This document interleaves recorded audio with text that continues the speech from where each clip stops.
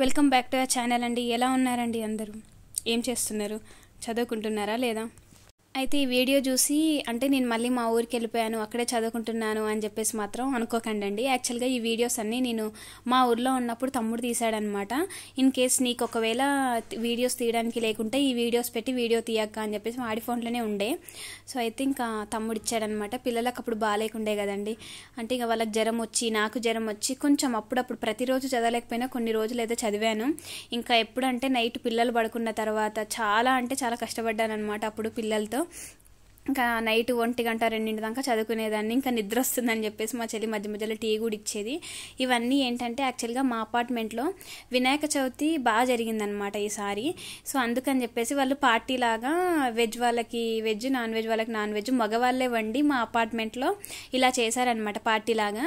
And night 9 o'clock అనమాట, Friday రోజు, మొన్న ఫ్రైడే వచ్చింది కదా. సో ఆ రోజు అయిపోయిన తర్వాత డిన్నర్ అయిపోయిన తర్వాత మూవీ కూడా ప్లాన్ చేశారనమాట. అంటే మా అపార్ట్మెంట్లోనే ప్రొజెక్టర్ తీసుకొని వచ్చి మూవీ కూడా చూపించారనమాట. నిజంగా అంటే ఎవరికి వాళ్ళే ఏమన్నా తీరని కాకుండా కొంచెం అపార్ట్మెంట్లో ఉన్నా కూడా ఇట్లా ఫ్రెండ్లీగా ఇట్లా ఉంటే బాగుంటుంది కదా, అన్ని సెలబ్రేషన్స్ అన్ని కలిపి చేసుకోవడం. సో నిజంగా నాకు చాలా అంటే చాలా హ్యాపీగా అనిపించింది అనమాట. సో ఇట్లా ఇట్లా ఇట్లా చేయడము, ఇట్లా కలిసిపోవడం అందరము. అయితే మూవీ వచ్చేసి కమిటీ కుర్రాళ్ళు మూవీ వేసారండి. ఇంకా అంతా డిన్నర్ అయిపోయేసరికి 11 అయిపోయింది అనమాట. అప్పటికి 11 o'clock మూవీ వేసారు. నిజంగా అమ్మో కాపీరైట్ వస్తుందేమోనండి, తీసేస్తాను, మూవీకి సంబంధించినవి అంటే పెట్టట్లేను. అయితే పిల్లలకి ఇంకా అప్పటికి నిద్ర బాగా వచ్చేసిందని చెప్పేసి మేము ఇంకా వచ్చేసామండి. ఇంకా నెక్స్ట్ డే చూద్దాంలే, ఈటీవీ విన్ యాప్లో ఉందంట, సో చూద్దాంలే అని చెప్పేసి అయితే నేను వచ్చేసామన్నమాట. ఇంకా మేమందరము శనివారం ఆదివారం మ్యాక్సిమం నేను డే టైంలో అయితే అసలు చదవనండి. ఫుల్ ఫ్లెడ్జ్డ్గా నా ఫ్యామిలీ కోసమే కేటాయిస్తాను. అంటే వాళ్ళు నా పిల్లలు అండ్ నా హస్బెండ్ అయితే సాటర్డే సండే ఎప్పుడు వస్తుందా అని చెప్పేసి వెయిట్ చేస్తారండి, మండే రోజు నుంచి.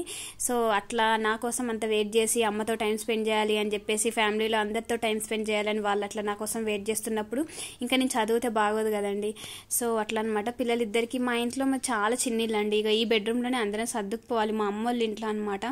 చెప్పాను కదా, అంటే నాకు అంటే 2 పట్టీలు అనమాట, ఒకటి నడుము పట్టి ఒకటి మెడ పట్టి వేసుకొని చదవాలి. ఇంకా చదివేటప్పుడు మెడ పట్టి వేసుకొని చదవడం అంటే కష్టం కదండి. నేనేంటంటే రాసిన అంటే ఏదైతే సరే నేను ఏదైతే కాన్సెప్ట్ చదువుతానో అంటే అది చదువుకున్న తర్వాత అందులో నాకు ఎంతైతే తెలిసింది అని చెప్పేసి నేను రాస్తాను అనమాట at the end of the day. లేకపోతే మనకు ఆన్సర్ రైటింగ్ అనేటువంటిది కుదరదు. అట్లని 3 గంటలు ఆన్సర్ రైటింగ్ ప్రాక్టీస్ చేసేంత టైం కూడా నాకు లేదు. నాకు ఏదైనా కంటెంట్ కనుక నేను ఏదైనా చదివాను, ఎక్కడైనా చదివాను అని అంటే ఖచ్చితంగా దాని నుంచి నేను ఎంత నేర్చుకున్నాను, అంటే నా మెమరీ పవర్ ఎంత ఉంది అని చెప్పేసి టెస్ట్ చేయడానికి నేనైతే నోట్స్ అయితే రాస్తాను అనమాట. సో ఇంకా ఆ నోట్సే నాకు మెయిన్స్ నోట్స్ అవుతుంది అనమాట. సో ఖచ్చితంగా నేనైతే ప్రతి సబ్జెక్ట్కి ఒక నోట్స్ అయితే మెయింటైన్ చేస్తానండి. ఇన్ కేస్ నేను కనుక మెయిన్స్లో క్లియర్ కాలేదు అని అంటే నెక్స్ట్ అంటే అప్కమింగ్ గ్రూప్ 1 ఆస్పిరెంట్స్కి కానీ అట్లనే యూపీఎస్సీ వాళ్ళకి కూడా నేను గైడెన్స్ ఇస్తానండి, ఖచ్చితంగా ఇస్తాను. ఇంకా చాలామంది ఏమంటారంటే అక్క మీరు మెయిన్స్ పాస్ అయితే మీరు ఒక్కలే అవుతారు గ్రూప్ 1 ఆఫీసర్, కానీ మీరు మెయిన్స్ క్లియర్ చేయకపోతే చాలామందిని మీరు ఖచ్చితంగా తీర్చిదిద్దుతారు, మీ వాళ్ళకి అట్లీస్ట్ ఒక 20-30 మంది అయినా వస్తారు అని చెప్పేసి అన్నారు. మేబీ అంటే అది కరెక్టే కావచ్చండి, కానీ అది అంటే నాకు కూడా ర్యాంక్ రావాలి, నేను కూడా గ్రూప్ 1 ఆఫీసర్ అవ్వాలని నాకు కూడా ఆశ ఉంటుంది కదా. సో ట్రై చేస్తాను. ఈవెన్ అంటే మనకు చాలా టైం ఉన్నది ఇంకా. సో అందుకనే అనమాట, ఈ ఒక్క 1 month మాత్రం దయచేసి డీవియేట్ అవ్వకుండా చదవండి. ఇంకా ప్రతిరోజు మా తమ్ముడు నేను చదివినన్ని రోజులు వీడియోస్ అయితే షార్ట్ వీడియోస్ తీసాడండి. ఎప్పటికైనా నీకు యూజ్ అయితే అక్క, నువ్వు వీడియోస్ ఎప్పుడైనా షూట్ చేయలేనప్పుడు, సిచ్యువేషన్ బాగాలేనప్పుడు ఇంకా ఈ వీడియోస్ పెట్టుకొని అయితే నువ్వు వాయిస్ ఓవర్ ఇచ్చేసే అని చెప్పేసి వాడు తీశాడు. ఇంకా ఈరోజు మార్నింగ్ నాకు అస్సలు ఇంకా మండే రోజు నాకు నిజంగా చాలా అంటే చాలా ఇబ్బంది అయిపోయింది అనమాట. ఈరోజు లేవడానికి పిల్లలకి ఎగ్జామ్స్ ఉన్నాయండి. అండ్ ఇప్పుడు నాకు అసలు ఎట్లా అంటే ఇప్పుడు మనకు less than 1 month time gap ఉంది ఇప్పుడు మనకు. కానీ ఈ టైం గ్యాప్లో నాకు ఏంటంటే చదువుకుందాం, బాగా చదువుకుందాం, స్ట్రెచ్ అవుదాం అని అనుకున్న ఈ టైంలో పిల్లలకి ఎగ్జామ్స్ అండి 1 week. పెద్ద పాపకు ఫస్ట్, చిన్న పాపకు తర్వాత. సో ఎగ్జామ్స్ అయిపోయిన వెంటనే మళ్ళీ వీళ్ళకి హాలిడేస్ 15th వరకు 14th వరకు ఉన్నాయన్నమాట. ఇంకా దాని తర్వాత అవతల ఇంకెన్ని రోజులు ఉన్నాయండి మన ఎగ్జామ్కి. సో చూడాలి, చాలా తక్కువ టైం ఉంది. కానీ అయినప్పటికీ ఇంకా వీడియోస్ అయితే ఎక్కువ తీయనండి, ఎందుకంటే టైం లేదు. అండ్ అలాగే కామెంట్స్ కూడా ఆఫ్ చేస్తాను. అయితే నాకు నిన్న డాటర్స్ డే కదండి, అయితే నాకు ఒక బాగా కోరికుండే అనమాట. నాకు డిఎల్ఎఫ్ దగ్గర మ్యాగీ తినడం అంటే చాలా ఇష్టం, ఎగ్ మ్యాగీ తినడము. ఇంతకుముందు నేను సాఫ్ట్వేర్ జాబ్ చేశానని చెప్పాను కదండి. వేవ్ రాక్ దగ్గర వర్చుసా అని కంపెనీ ఉంటుంది. చాలామందికి తెలిసి ఉండకపోవచ్చు, కొంతమందికి అయితే తెలిసి ఉంటుంది కదా. వేవ్ రాక్ ఆపోజిట్లో మనకు హనీవెల్ ఉంటుంది. హనీవెల్ పక్కనే హిటాచీ ఉంటుంది. హిటాచీ పక్కనే వర్చుసా, 3 వరుసగా ఉంటాయి.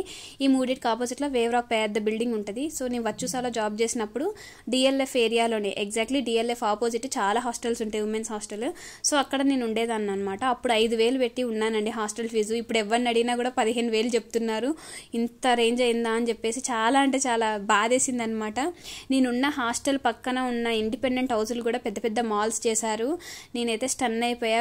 10 yearsలో ఇంత చేంజ్ వచ్చిందా ఈ ఏరియా అని చెప్పేసి. నేను అంటే మనము ఒక 10 సంవత్సరాల క్రితం ఉన్న మనం ఎక్కడైతే ఉన్నామో ఆ ఏరియాకి వెళ్ళి చూస్తే ఆటోమేటిక్గా మైండ్ మన మెమరీస్ అన్నీ ఒకసారి మన ముందుకు అట్లా తీసుకొచ్చి పెడుతుంది కదండి. అంటే మేము పెళ్ళైన కొత్తలో కూడా హఫీస్పేట్లో ఆ ఏరియాలో ఉండేవాళ్ళం అనమాట, కొండాపూర్ హఫీస్పేట్ అక్కడ. సో ఇంకా అలా అంతా చూపించారనమాట మా హస్బెండ్ నిన్న లంచ్ అయిపోయాక. ఇంకా ఆ టైంలోనే ట్రాఫిక్ తక్కువ ఉంటుంది కదా అని చెప్పేసి ఇవన్నీ మీకు చెప్పడానికి గల రీజన్ ఏంటిదంటే, నేను ఫ్యామిలీ టైంని ఖచ్చితంగా మెయింటైన్ చేస్తానండి. ఇలాంటి పెద్ద ఎగ్జామ్ టైంలో ఇవన్నీ అవసరమా అని అంటే నేను చెప్తున్నాను కదా, నా ఫ్యామిలీయే ఫస్ట్, నా ఫ్యామిలీ తర్వాతనే ఇంత పెద్ద ఎగ్జామ్ అయినా. సో ఇంకా నిన్న మా హస్బెండ్ డాటర్స్ డే కదా అని చెప్పేసి ఇంకా చెప్పాను కదా మ్యాగీ తినాలనిపిస్తుంది అని. మా చిన్న పాపకి సీతాఫల్ జ్యూస్ అంటే ఇష్టం అనమాట. అది మనం కూడా చేసుకోవచ్చు, కానీ కొన్ని ఏరియాస్ కొన్నిటికి ఫేమస్ అనమాట. సో మా హాస్టల్ పక్కన ఈ జ్యూస్ పాయింట్ ఉంటుంది and at the same time egg Maggi point కూడా ఉంటుంది అనమాట. సో ఇంకా మా కోసం మా హస్బెండ్ తీసుకెళ్లారనమాట. మా చిన్న పాపకి మా పెద్ద పాపకి ఆ జ్యూస్ ఇష్టం అని చెప్పేసి తీసుకెళ్లారు. ఇంకా అంటే ఆ డిఎల్ఎఫ్ దగ్గరికి వెళ్ళినప్పుడు నిజంగా అసలు ఒక్కసారిగా అన్ని మెమరీస్ అన్ని గుర్తొచ్చాయి. నాకు మళ్ళీ ఏమనిపిస్తుంది అంటే నేను ఒక పెద్ద లాంగ్ డ్రీమ్లో ఉన్నానేమో, నాకు పెళ్లి కాలేదేమో, స్టిల్ నేను జాబ్ చేస్తున్నానేమో అని అనిపించింది ఒక్కసారిగా. ఇదేనండి డిఎల్ఎఫ్ బిల్డింగ్. ఎగ్జాక్ట్లీ ఈ బిల్డింగ్ ఆపోజిట్లో మా హాస్టల్ ఉండేదన్నమాట.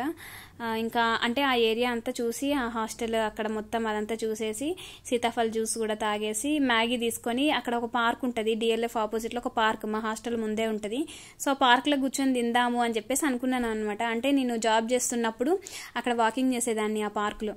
సో అక్కడ వెళ్దాము, మళ్ళీ ఒకసారి అన్ని మెమరీస్ అన్ని గుర్తు చేసుకున్నట్టుంటే నా పిల్లలకు కూడా చూపించచ్చు కదా అని చెప్పేసి అనుకున్నాను అనమాట. నేనున్న హాస్టల్ ఇదే అమ్మ పెళ్లి కాక ముందు అని చెప్పేసి అన్ని అట్లా చూపించాము. ఇంకా అక్కడ అంతా మొత్తం ఫుడ్ పాయింట్ ఉంటుంది. అంటే అక్కడ ఏంటంటే నేను చదివిన హాస్టల్ దగ్గర హాస్టల్ ఫీజు 5,000, కానీ అక్కడ ఫుడ్ అస్సలు సరిగ్గా ఉండదండి. ఇంకా నేను ప్రతిరోజు బయటే తినాల్సి వచ్చేది.